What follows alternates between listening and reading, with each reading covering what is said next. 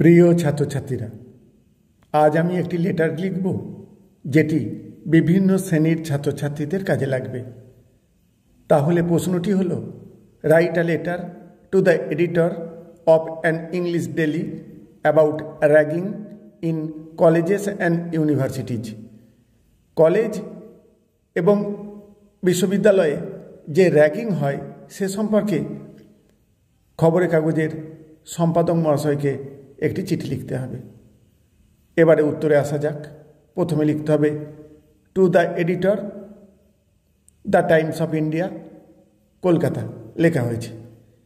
পত্রিকার নাম এবং অ্যাড্রেস তোমরা তোমাদের মতো করে লিখতে পারো। তারপর subject,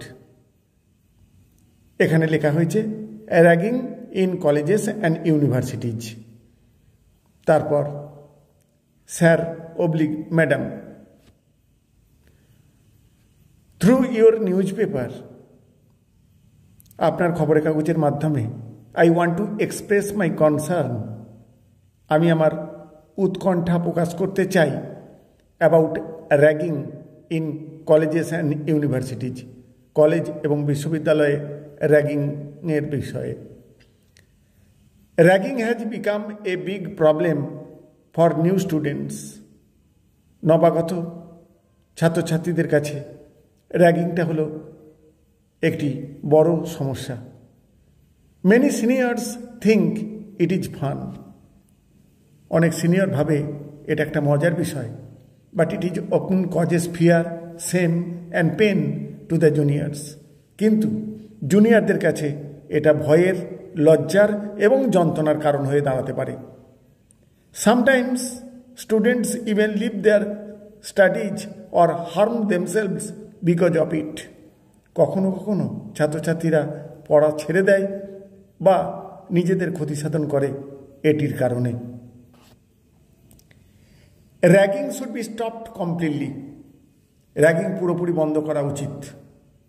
colleges must have strict rules and punish those who take part in ragging, যারা র্যাগিং করে তাদের বিরুদ্ধে আইন বা নিয়ম তৈরি করে তাদের কঠোর শাস্তি প্রদানের ব্যবস্থা করা কলেজগুলির উচিত।